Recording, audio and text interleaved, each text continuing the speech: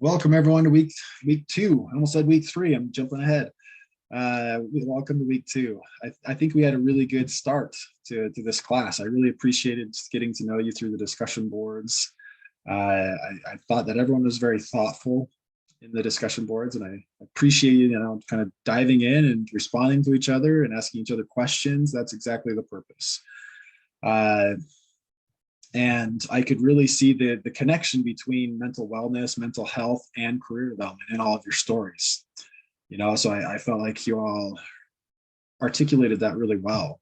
So, and the rationale for kind of exploring the connection between mental wellness and career development was because, obviously a lot of clients would likely be experiencing that interconnection as well. The core, the centerpiece of what's bringing them in counseling may not be career related at all, but there's likely throughout the course of counseling and therapy, they will likely have elements that are connected to career. Not always, but likely, often. So yeah, I think it was really cool to kind of see that and to see how much everyone values mental wellness. I really appreciated that. Just a few kind of small points, just points of clarification of kind of expectations for discussion boards. Remember to be diligent about grammar and clarity of writing, just kind of making sure that, once you type it out, that you read through it and just kind of edit yourself. Sometimes it's just a little bit hard to follow the flow of the thoughts because the kind of grammar or just some clarity of writing issues kind of led to be distracting a little bit.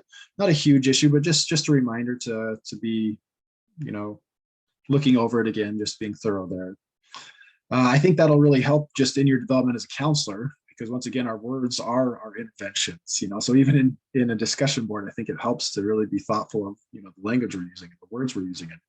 And I think that'll even help with note taking. I think it helps a lot of ways to kind of be vigilant with the grammar and the clarity of the writing.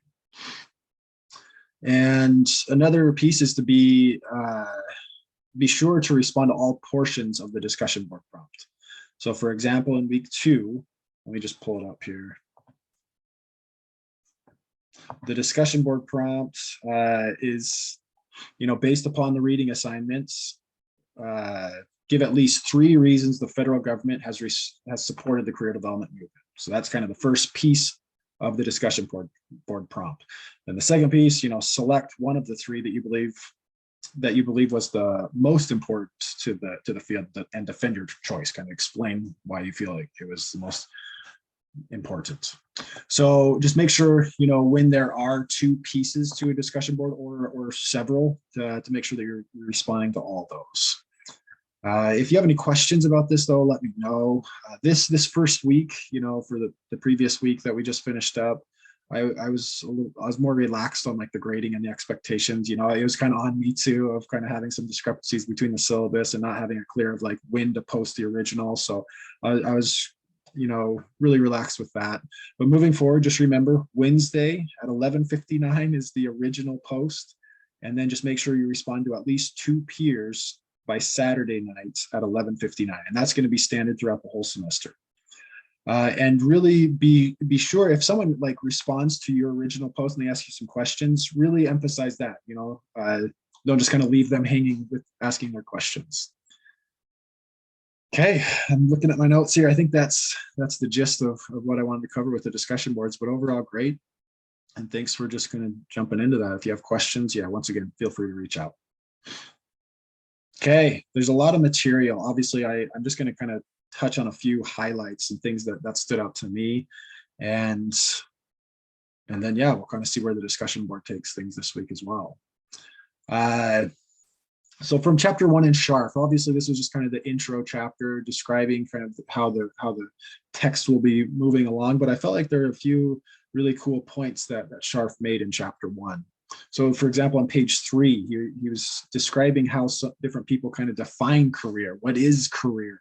For a lot of people, it's synonymous with work or with paid employment. But the definition that he gave on page 3 was roles individuals play over their lifetime. So depending on the approach to career counseling or mental health counseling, if career issues are entering that, like that definition is much broader. It's kind of like, what is my sense of life direction? What is my sense of purpose is kind of coming to mind too for me. Obviously, that'll be a theme. But those roles that we play, throughout our lifetime, that's a really broad area. But once again, career can kind of, what are the aims of my life? That includes paid employment, but it's bigger than that too. What's important to me, and how am I choosing to kind of live my life according to that?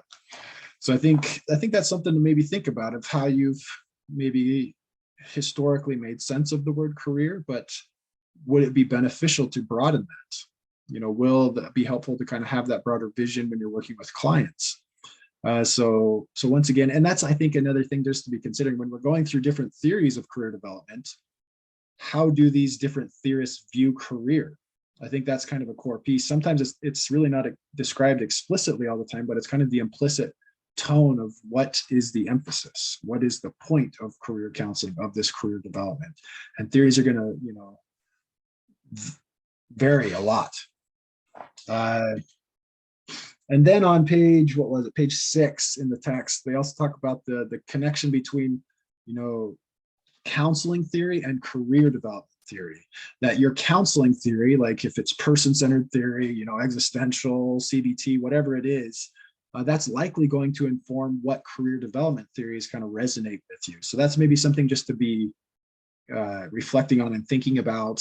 I'm not sure if everyone has already had the theories class, the counseling theories, but whether you have it later or you've already had it, I think that's just something to be kind of chewing on, wrestling with, thinking about. The last thing with Scharf in chapter 1 is I really love the emphasis on those core counseling skills. He goes over those helping skills. And to me, that's the bedrock of career counseling. That's the bedrock of all counseling, is, just how to be present with someone, how to really listen with empathy, how to, reflect feelings, reflect meaning, how to, paraphrase intentionally, and using immediacy. Once again, all those core counseling skills, that is the core of career work. I think that's how you help people explore who they are as a person, and then what they want to do with their work and life. So I feel like those are some important points. Obviously, Scharf goes into a lot of more points there, but yeah, those are the pieces that I want to emphasize. And a few more going into the articles. The Pope article, I'm not going to spend a lot of time on that, because a lot of the written lecture that I put for this week goes into the Pope stages, of the history of career counseling and career development. So I just wanted to, I kind of go through this in the writing a little bit, but I wanted to highlight it once again, that there's purpose in knowing this. It's important to know the history of the career development field, because you start to notice patterns. And particularly, you notice, kind of what was happening in society, at least in the US, with like, what were those contextual factors that led to changes of how career development theory was being practiced? World wars, the Depression, advances in technology. That shifts kind of, how the government supported career development.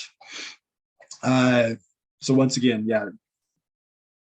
the discussion boards will really go into that even more too. But I think the main reason why I think this is helpful is because I think right now in society, obviously, we're going through a lot of transitions. The pandemic, social and ethnic, clashes that have been going on in the U.S. Obviously, that kind of shakes society, and it shakes how people, are viewing their life. And I think that will also have ramifications for career. So I think if we can anticipate or try to be forward thinking of, what's happening in society right now, what challenges are people facing on a large level, and how can interventions as a counselor, whether that's mental health or career counseling, how can we be intentional about kind of responding to needs rather than being kind of reactionary, responding to crises. I elaborate on that in that written portion, but I'm really interested to hear your thoughts there if that surfaces in the discussion board. The other two articles, let's see here, the Bluestein and the Tolentino et al. Articles. I feel like these are good kind of intro articles into thinking about your career intervention proposal. You can absolutely go into the details of the study methodology if you want. I don't think that needs to be the emphasis of reading it for this week. So if you just kind of, skim through the sections on methodology, that's totally fine. But I just want to encourage you to maybe emphasize the discussion sections, the findings of the studies, and then be thinking about how can I use these discussions, these findings from these different studies to develop interventions.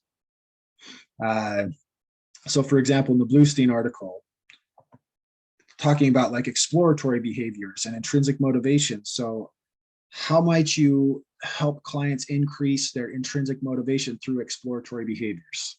So maybe you think about an intervention to where, what interventions could you do to kind of help clients focus on intrinsic motivation, what really, motivates them on an internal level.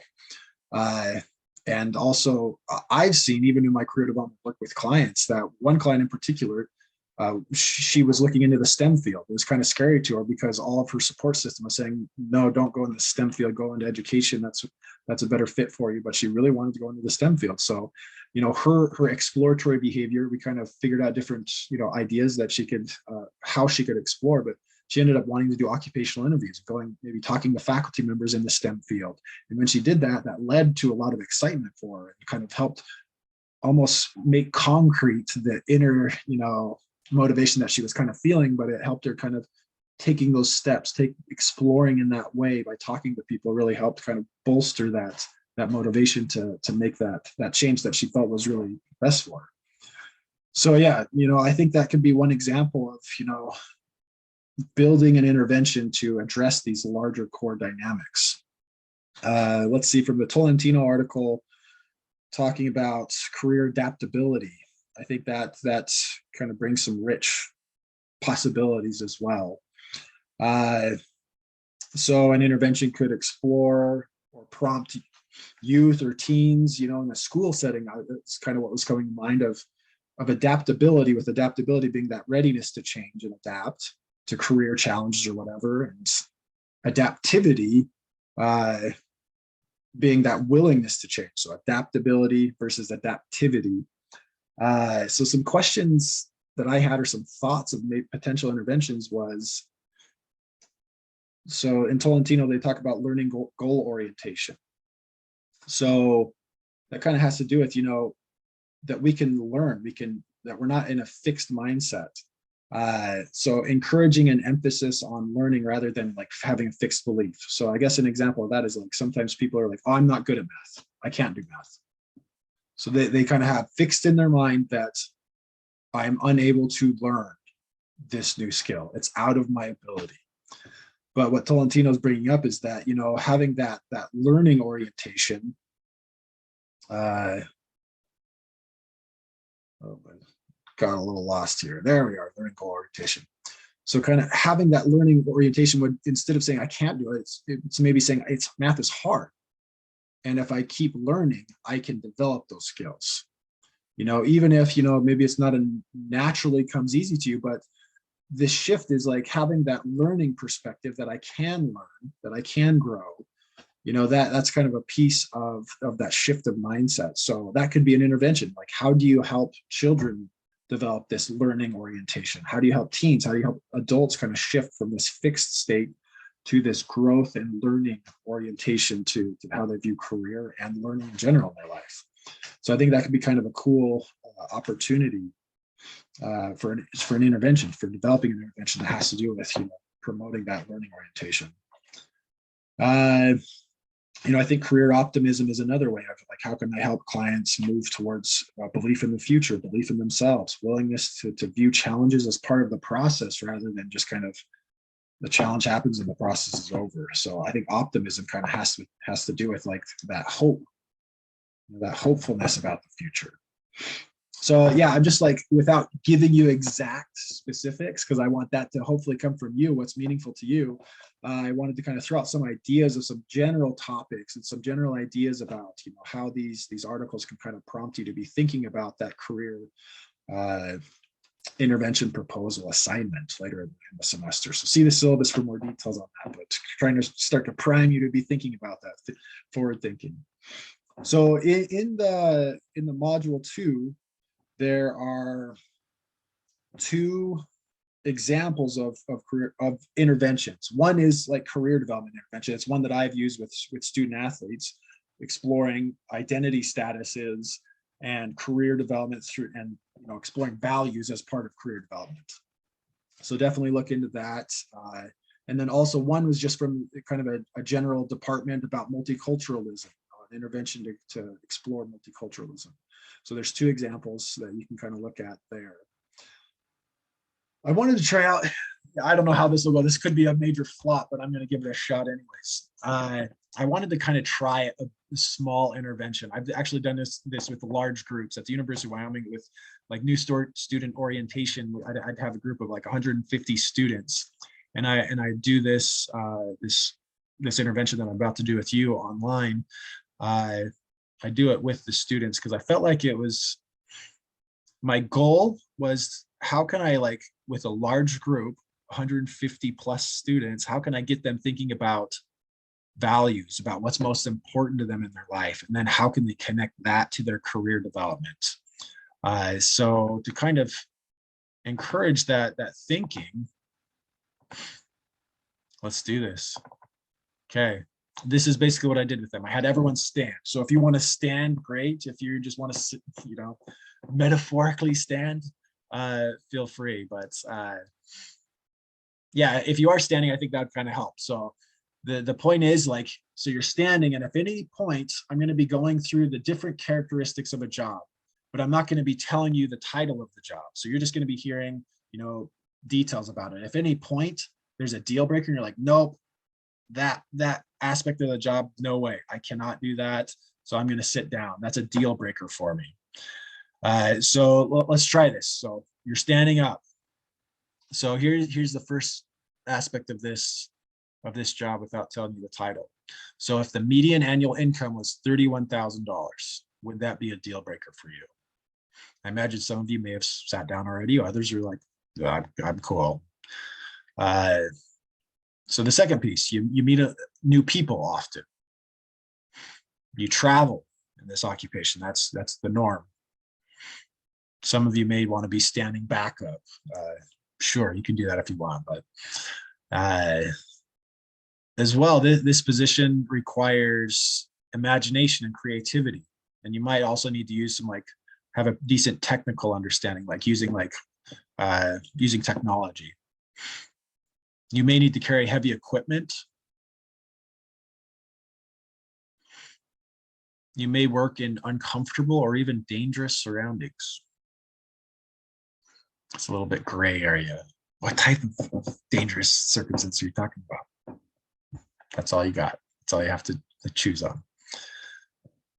So if you're still standing, that means that you're good with all these things. If you haven't sat down at all yet, that means you're still okay.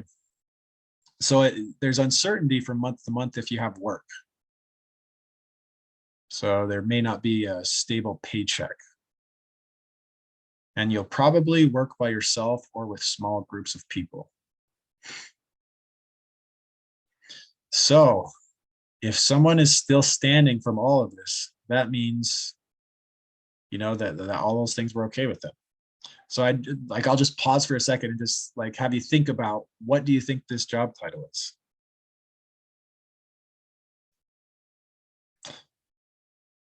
So in this example is actually of a photographer. So all of these job duties or elements of the job were about being a photographer. So yes, I would do this with the big group of 150 people. And let me know how it was for you. If you're like, yeah, that was weird, feel free to tell me. I'd be happy to hear. But the purpose was, hopefully for you, think about, what was that like for you to be thinking about these different pieces. And the purpose of all of this is to be thinking about your values. If at any point you sat down, that means you have a value that's pretty strong that wouldn't align with this position. So maybe it was, going to dangerous locations or working in an uncomfortable surrounding. So maybe that's it. I want comfort. I value kind of being able to be in a place that's peaceful, that's comfortable. And if that's your value, great. So, but the purpose of this intervention or this, activity was to get students thinking about this. So it's kind of cool, doing this with a large group of students. because they could all be like, you see people standing up or sitting down and be looking at each other and be like, oh, I'm good with this still. So it just got them thinking of, you know, what is important to me and how, and we're all different, and that's okay. So yeah, there's a few other ones. There's one of them was an accountant, a gaming, like a casino manager. That one was always interesting. Being like a college coach, an athletic coach. So we'd go through a few of those. So anyways, that's one brief example of an intervention. I didn't make this one as structured as the examples, like having the learning objectives, learning outcomes that were hoped, the rationale.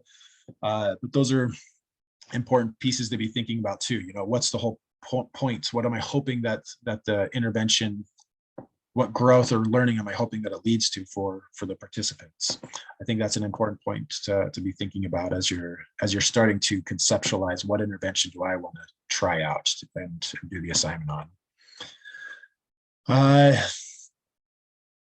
So yeah, a lot of this discussion, I guess, has been oriented towards helping kind of hopefully spark thoughts inside you of like, how would I like to engage with someone? How would I like to create an intervention that would be meaningful? And, you know, as you're thinking about this and thinking about the assignment, once again, reference the syllabus again for the career intervention proposal assignment. But find ways to make it meaningful to you. Even if you're like, hey, I never planned to be a career counselor, that's totally fine. But find a way that like, how could this be relevant to your work? Could there be an intervention that's relevant to your mental health counseling, your school counseling work? I think the assignment will be much more beneficial to you, and maybe even something you actually implement in the future if you try to like take that pragmatic approach of finding the relevant topic that works for you. So yeah, I'd be happy to explore these ideas with you. I know I have my office hours as by appointment, but I hope that you take me up on that. I'd be happy to just kind of explore possibilities, explore these topics and the assignments, the intervention proposal assignments, and just to even make sense of all these topics and, you know, the articles and everything. I'd be happy to chat with you. So there's the video portion of this week. I look forward to engaging with you once again in the discussion boards, and feel free to keep emailing me if you have questions or anything or just thoughts. And yeah, we'll keep growing. We'll keep learning together. Thanks.